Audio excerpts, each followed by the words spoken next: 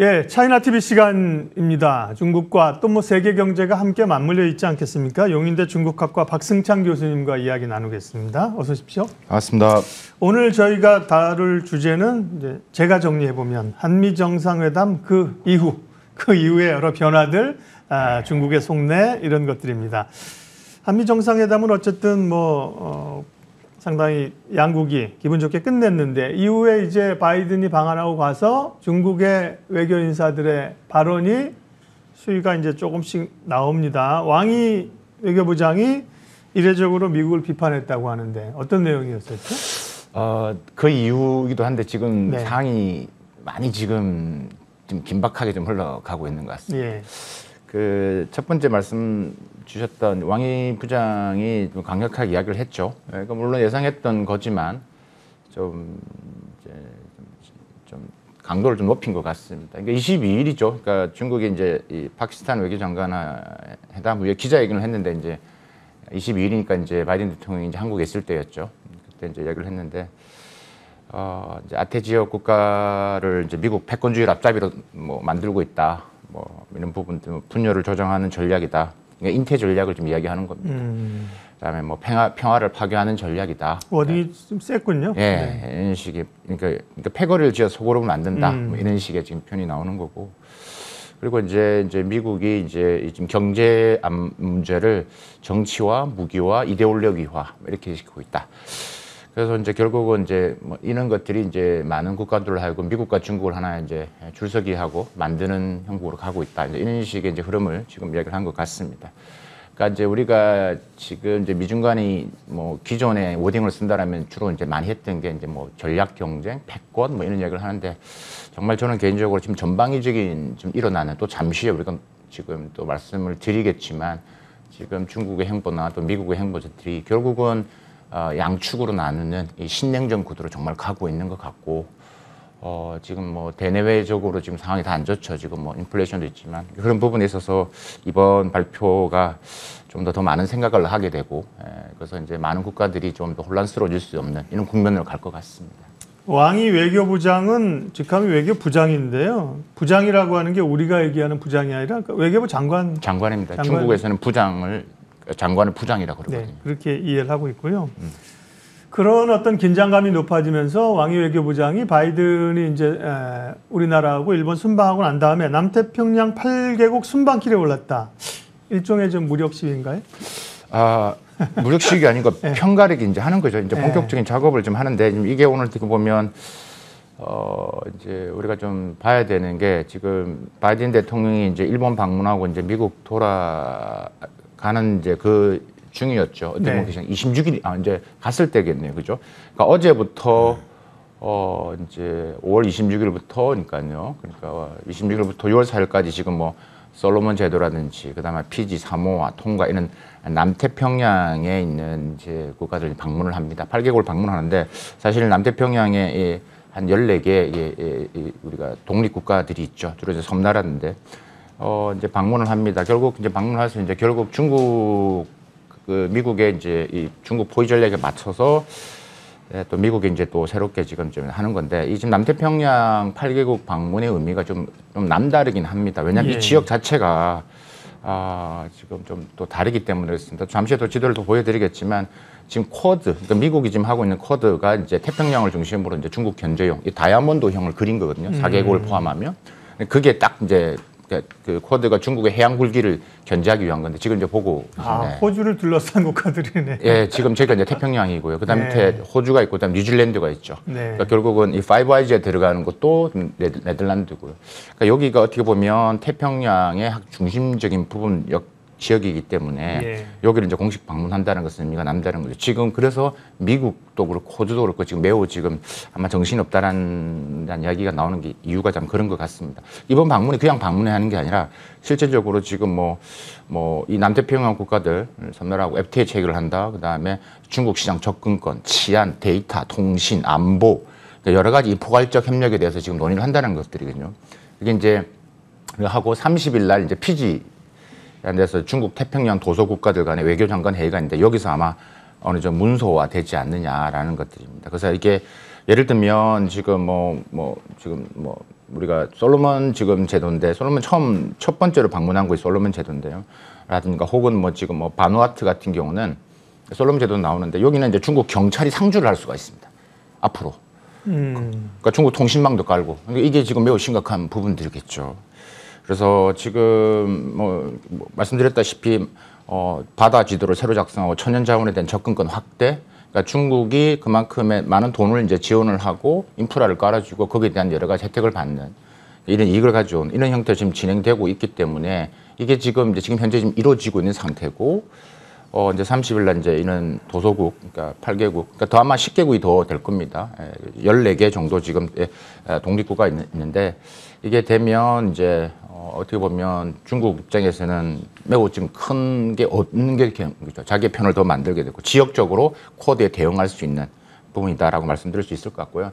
이번에 이제 첫 번째 지금 왕이 외교부장이 간 곳이 바로 솔로몬 제도인데 지금 보시다시피 지난 3월 달에도 큰 이슈가 있었습니다. 그러니까 중국과 솔로몬 제도 간 안전보장 협정을 체결했습니다. 말씀드렸다시피 군대와 무장경찰 파견할 수가 있는 거죠. 솔로몬 항구에 중국 함정을 정박할 수가 있습니다. 그러니까 뭐 솔로몬은 군대가 없으니까 그러다 보니까 이제 과거에는 호주의 도움을 받았는데 그것을 이제 중국으로 바꾸겠다라는 것들이죠. 그래서 지금 뭐 호주 외교부 장관이 지금 피지로 급파를 하고 이런 상태가 지금 벌어지고 있고 사실 이제 태평양을 지금 인도 태평양 이번에 우리 바이든 대통령이 했던 인도 태평양이었지만 이 태평양을 두고 이 중국의 발걸음이 또 이렇게 빨라지고 있는 겁니다. 그래서 예전에 제가 기억이 나는 시진핑 주석이 이제 그 미국을 방문했을 때 이런 이야기를 했었거든요. 태평양은 미중 양국이 포용할 수 있는 엄청 큰 곳이다. 그래서 나눠 가지다지 않은 이런 식의 말도 했었기 때문에 지금 이 남태평양 8개국 순방 그다음에 지금 일어나고 있는 이 남태평양 이 도서 국가들 간의 협력 부분들이 앞으로 새로운 또 하나의 미중 관계를 또 긴장 국면을 만드는 하나의 또 이슈가 될 것 같습니다. 미중 간에 사실 긴장 관계가 이제 좀 상시 있던 곳이 남중국해인데 태평양으로 이제 무대가 옮겨가는군요. 네. 바이든 대통령의 성과 가운데 이제 IPEF를 공식적으로 출범했고 우리도 이제 동참했다는 게 중요할 텐데요. 중국은 이제 RCEP을 지금 가동하고 있잖아요. 네. 그러면 이제 IPEF가 이렇게 미국 중심에 우리 포함해서 했을 때 경제적으로 봤을 때 중국이 IPEF가 출범함으로 인해서 좀 피해를 입는다든지 어려움이 있는 게 실제로 있어요? 중국 입장에서는 네. 이렇게 생각을 할 수 있을 것 같습니다. 일단은 이번에 IPEF가 말씀하셨지만 이게 RCEP을 견제하는 거지만 FTA와 같은 이런 어그리먼트가 아니고 말씀드렸듯이 프레임워크이기 때문에 좀 느슨한 동맹이죠. 부분이기 때문에 좀 진행상을 지켜본다는 건데요. 이번에 중국 입장에서 타격이 있을 것이냐라는 부분에서는 지금 IPEF보다는 이제 지난 3월에 미국이 각각의 국가들한테 제안을 했던 칩4 동맹. 그러니까 반도체 동맹이죠. 한국, 일본, 대만. 그러니까 이게 이제 더 강력한 게 이제 아마 그 타격이 클 겁니다. 그러니까 이제 IPEF가 이제 시작을 했고 어떻게 구성되고 어떻게 하는 그냥 조금 더 지켜봐야 되는 부분인데 이게 지금 뭐 드러나는 부분에서는 좀 더 큰 아젠다가 많기 때문에 지금 이제 좀 IPEF보다는 이제 미국이 이제 칩4 동맹을 어떻게 더 강화를 하고 IPEF 연결고리를 만드냐에 따라서 중국 입장에서 반도체가 타격이 클 수밖에 없다. 문제는 칩4 동맹을 한국이나 대만이 가입할 것이냐. 사실 IPEF랑 칩4 동맹은 매우 다릅니다. 칩4 동맹은 매우 강력한 겁니다. 그래서 이걸 만약에 하게 되면 우리 뭐 삼성전자나 뭐 SK하이닉스나 지금 중국 사업하는 부분들, 중국 시장이 가장 큰 부분에 있어서는 쉽지가 않은 게 바로 칩4 동맹이거든요. 그래서 반도체 시장 전체 4개국이 한 80% 이상을 차지하는데 이게 이제 이런 부분에서 앞으로 좀 이제 중국은 관심을 가지고 있는 것 같고 사실 IPEF보다는 칩4 동맹에 더 하고 뭐 또 주목하고 있는 것 같다라는 생각이 듭니다. 그래서 좀 더 뭐 이 IPEF는 지금 뭐 컴플레인을 하지만 뭐 크게 강력하게 지금 나오는 것은 제가 볼 땐 제한적이다라고 말씀드릴 수 있겠습니다. 여러 그 미국과 중국 또 우리의 정책적 변화가 있습니다만 사실 가장 중요한 것은 또 투자자 입장에서 중국이 어떻게 나올 것인가를 계속해서 해석을 하고 있고 여러 얘기를 듣고 있는 거 아니겠습니까? 그 전에는 이제 한미 정상회담 이전까지는 다소 좀 지켜보는 태도였는데 정상회담이 끝나고 조금 전에 왕이 부장의 그 얘기도 하셨지만 조금씩 목소리가 높아지는 거 같습니다. 예, 이제 정상회담 이후에 좀 속내 입장 변화를 바꾼 건가요? 속내를 다시 한번 해주세요. 속내는 저는 두 가지로 봅니다. 지금 제가 지난 방송에 잠시 말씀드렸지만 중국이 컴플레인 하는 것은 제가 볼 때 그 강도가 그렇게 세지 않습니다.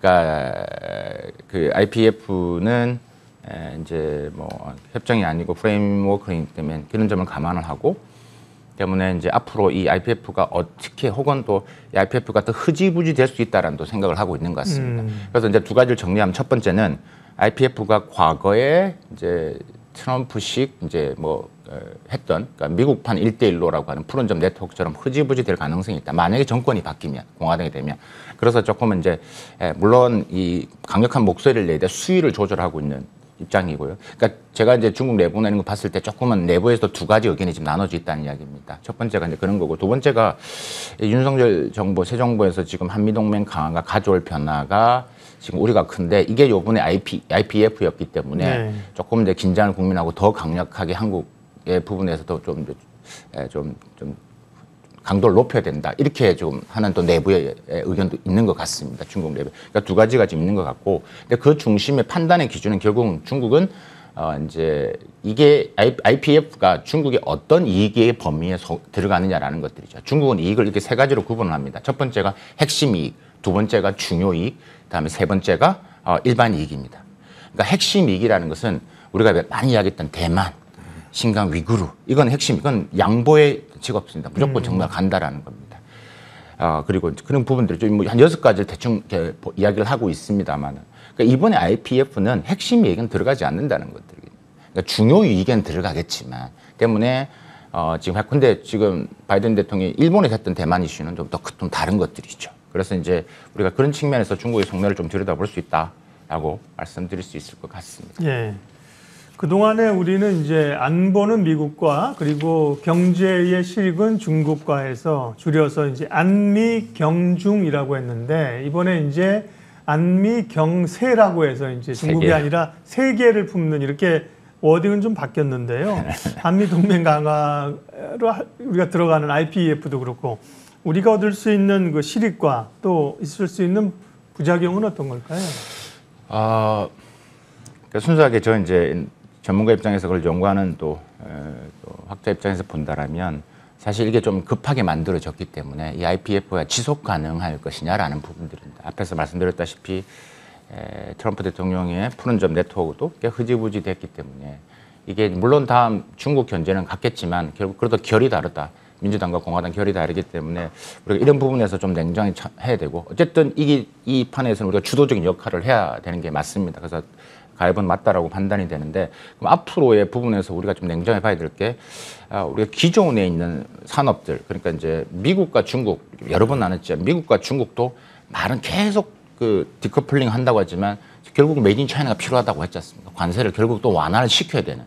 지금 워낙 인플레이션이 심하기 때문에 결국 한중 관계도 마찬가지인 것 같습니다. 그러니까 기존에 있는 범용에 있는 기술들, 제품들, 예를 들면 자동차, 내구 소비재, 기계 우리가 그래도 많이 부분에서 수출과의 연결고리가 있는 그러니까 이런 부분에서는 계속 이제 이 중국을 중심한 글로벌 생산 네트워크 구조가 바뀌기 쉽지 않다.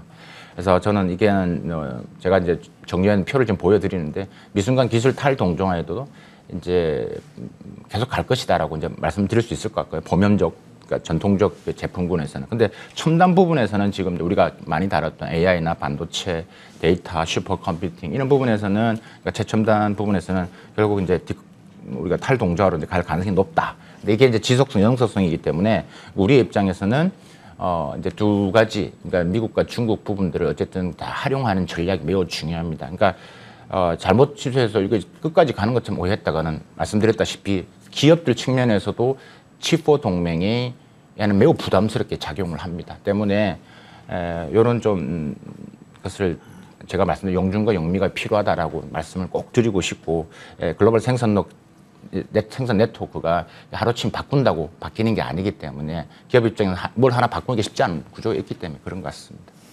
예, 지금까지는 이제 한미 정상회담 그 이후의 변화들 IPEF와 관련된 경제적, 외교적 그 구성들을 봤고요. 또 미중 간의 관계에 있어서 조금 다른 측면들 이슈가 되고 있는 걸 좀 다뤄보도록 하겠습니다. 미국도 워낙 이제 물가에 대한 부담 때문에 중국에 대해서 부과하고 있는 관세를 완화하겠다는 얘기를 결국 이제 바이든 대통령이 직접 이제 얘기를 하면서 네. 좀 더 구체화가 됐는데요. 글쎄요. 그럼 이제 미중 간의 긴장은 좀 떨어지는 건가요? 아니죠. 뭐 어떻게 해서 네, 그거는 지금 앞에서 말씀드렸다시피 지금 뭐 하여튼 전 분야에 지금 놓고 지금 대결을 하고 있는 건데, 그러니까 이번에 지금 중국 관세 인하 이슈가 좀 또 나온 것은 또 혹은 지금 미국 내 지금 의견이 서로 다 갈리고 있다라는 것들이죠. 우리가 지금 관세 인하 이야기는 했었고, 그죠? 네. 했었지 않습니까? 근데 이번 바이든 대통령 일본 방문 때, 그러니까 공동 기자회견, 그러니까 미일 정상회담 직후에 공동 기자회담 때 질문에 답변을 하면서 이제 이런 얘기가 나왔다라는 것들이죠. 그 이슈 때문에 이 워딩 때문에 지금 또 이제 지금 말이 지금 많아지고 있는데 대중국 관세 인하나 철폐를 고려 중이다라는 이야기를 했단 말입니다. 거기서 그러면 이제 했는데 구체적인 언급을 안 했습니다. 그래서 이제 현재 대응을 검토 중에 있다 뭐 이런 이야기를 하고 있기 때문에 그러다 보니까 지금 미국 내 백악관에서도 서로 다른 참모진들의 의견이 달라지고 있다. 예를 들면 이제 뭐 옐렌 재무장관이나 뭐 지금 요번에 왔던 러먼드 상무장관 같은 경우는 관세 인하해야 된다라는 것들. 사실 옐렌 장관은 작년 12월에도 그랬고요, 올 4월달에도 있고 계속 이야기를 했었습니다. 관세 인하해야 된다. 이게 우리 미국의 전반적인 이제 인플레이션 올리는 것들이 했고요. 또 이게 뭐 그런 힘을 주고 있는 게 이제 미국의 이제 뭐 피터슨 뭐 경제연구소 같은 경우도 지금 이 고일 관세 제거하지 않으면 혹은 또 완화를 한다면 전체 미국 CPI 부분에서 상승률을 한 1.3에서 1.5% 전까지 지금 낮추는 효과가 있다는 면에 계속 나오고 있다라는 것 얘기를 하고 있고요. 지금 캐서린 타인 이제 무역 대표는 아니다, 유지해야 된다 이런 입장을 고조를 하고 있는 것들이죠. 근데 뭐 제가 그전에도 계속 강조를 드렸지만 지금 미국 내 상황이 안 좋기 때문에 낮추는 방향으로 가는 게 더 좀 힘이 실리고 있는 것 같습니다. 그래서 뭐 지금 뭐 단순하게 지금 미중 이 무역 전쟁이 심화되는 경우가 미국 내 상황, 지금 미국 유통업계, 그다음에 소비자들이 계속 고통을 받고 있고 지금 8%가 넘는 인플레이션 부분에서는 지금 이제 정치인 또 바이든 대통령 입장에서는 이번에 한국 방문은 매우 성공적이었죠. 많은 선물 보따리를 가지고 지금 미국을 돌아갔기 때문에 그래서 이제 지지율을 더 올리려고 하는 것들이죠. 그래서 이렇게 많이 투자를 한다. 그래서 이제 때문에 그런 측면에서 본다라면 이제 완화 쪽으로 가는 게 맞는 것 같고 그런 분위기가 형성이 더 커진 것 같습니다. 근데 그게 미중 간에 있어서의 완화를 전반적 관계 완화라는 그건 좀 관계가 다르다, 결이 다르다는 걸 다시 한번 말씀을 드립니다.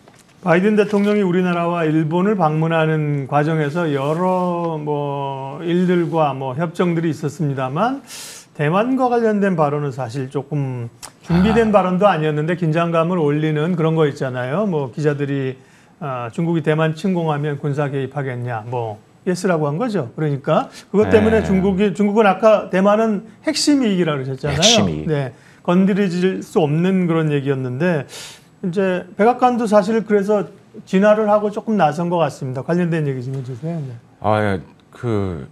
이 이슈가 이제 만약 한국에서 있었으면 또 난리가 났어. 이건 이제 우리가 정말 사드 같은 이야기, 진짜 매우 상황이 커져가는 건데 이거는. 근데 지금 한국의 목적은 경제 안보, 반도체였고 일본은 이제 아까 말보였는데 말씀하셨다시피 이제 대만 침공시 군사 개입할 것이다. 사실 대만 침공 시나리오 제가 그전 방송에서 4가지 시나리오도 제가 정리를 쫙 해드렸지 않습니까? 어쨌든 이게 근데 뭐 지금 백악관도 그렇고 지금 바이든 대통령도 직접 해명을 했습니다. 이게 이제 그런 뜻은 아니고, 그러니까 뭐 이제 우리가 미국과 대만 간의 여러 가지 관계법에 의해서 이제 계속 그러니까 대만 스스로 방어할 수 있는 수단을 제공한다는 측면의 의미다라고 이제 뭐 지금 해명도 했고, 미 국방장관도 이제 해명을 하고 지금 뭐 진땀을 뺐다는 소리죠, 그죠? 근데 이제 이 부분이 이제 이야기인데. 말씀하셨다시피 제가 했던 내용도 핵심 이익이기 때문에 강력하게 중국은 반영을 하고 있고요, 지금. 근데 이게 대만 침공에 대해서 이제 미국 군사 개입 부분에서 이게 이제 처음은 아니거든요. 이게 지금 한 3번째 정도 됩니다. 작년에 8월하고 10월 달에도 인터뷰하고 대담할 때 이런 얘기가 나왔었습니다. 그래서 지금 이제 뭐 이야기하고 있는데 그래서 지금 뭐 제가 쭉 한번 좀 서치를 해보고 좀 외신을 한번 찾아봤을 때 이게 지금 뭐 블룸버그 같은 경우는 지금 바이든 대통령 79세 노령이어서 이런 부분에 업무 수행력에서 또 아마도 공식적인 빌미를 제공하는 또 계기가 될 것이다. 이런 이야기까지 지금 나오고 있는 것도 사실이거든요. 그래서 어쨌든 뭐 백악관이나 국방부는 바로 지금 이렇게 해명 자료를 내는 것처럼 미국도 계속 중국의 이런 민감한 이슈를 부분에 가능한 적게 터치를 하려고 지금 하고 있는 것은 분명히 보이는 것들이죠. 그러면서 간접적으로 계속 자극을 하는 것들이죠.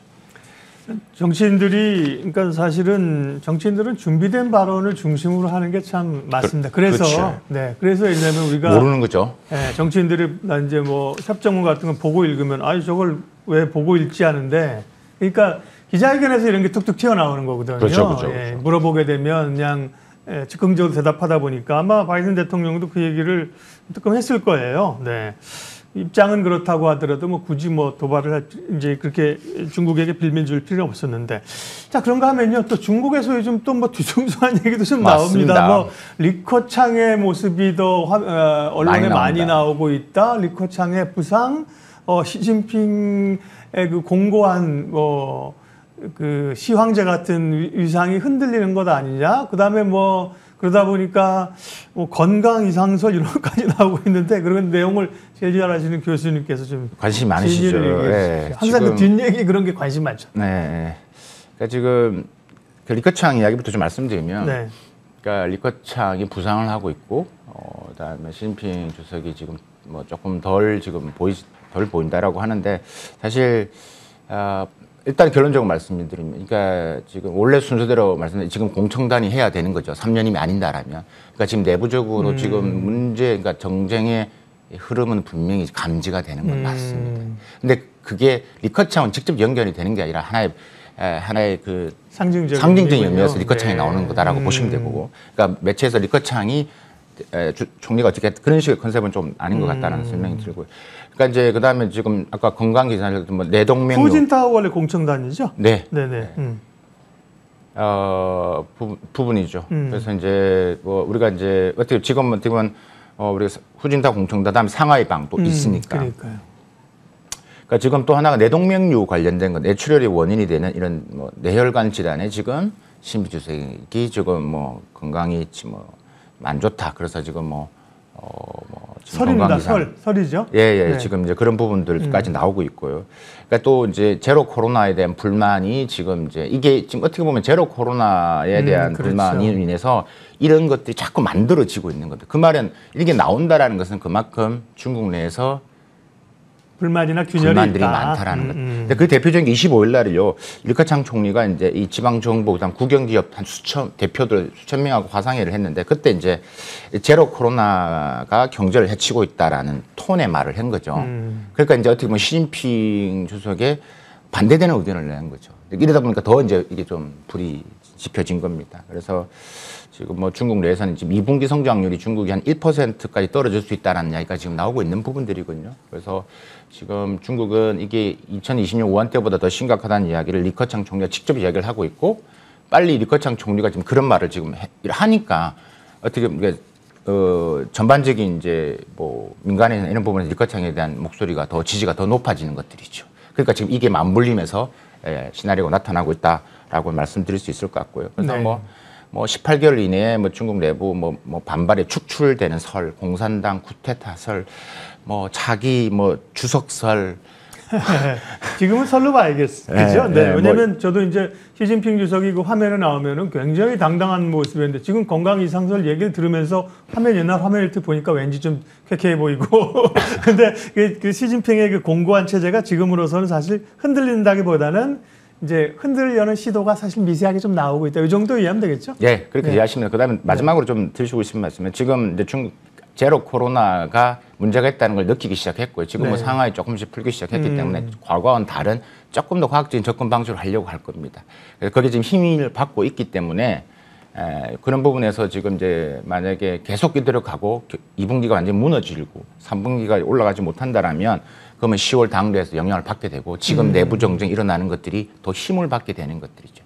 그런 딜레마가 지금 중국 내부에서 지금 매우 긴밀하게 지금 벌어지고 있다라고 이제 이해를 하시면 마지막으로 되겠습니다. 봉쇄 분위기는 어떻습니까? 이제 상해는 부분적으로 풀기 시작했고 6월 초부터는 이제 상당히 풀겠다는 거고 베이징 같은 경우도 아직도 베이징은 부분 봉쇄인 거죠. 네네. 현지 상황 좀 들으시는 분위기는 어때요? 베이징은 여전히 삭막합니다. 네. 부분 봉쇄지만 베이징이 무너지면 안 되기 때문에 뭐 상하이 같은 경우도 아직 60일째 지금도 지금 봉쇄하고 계신 분 계시는 지인 같은 경우도 있거든요. 그러니까 지금 카운팅 하시는데 뭐 지금 2달 동안 지금 봉쇄를 하고 있는 경우입니다. 그래서 지금 이제 좀 많이 좀 과거와는 다른 게 좀 봉쇄 완화가 됐지만 아직까지 2, 3억 명이 봉쇄에 지금 측면이 있는 것 같고 그게 지금 이제 전체적인 부분에 있어서의 경제 국면을 지금 이렇게 만들어가고 있는데 지금 이제 리커창 총리가 지금 이렇게까지 나왔고 이런 설명을 했기 때문에 그 심각성을 지금 완전히 무너질 수 있다라는 이야기를 지금 인정을 했기 때문에 다른 조금 이제 정책이 좀 나오는데 근데 큰 틀을 바꾸지는 않을 것이다. 그래서 하지만 북경은 뭐 상경세에 있기 때문에 아마도 뭐 쉽게 바뀌지는 못할 것 같습니다. 예, 차이나TV 용인대 중국학과 박승창 교수님과 함께 최근에 중국과 관련된 이슈들 자세하게 짚어봤습니다. 교수님 고맙습니다. 감사합니다.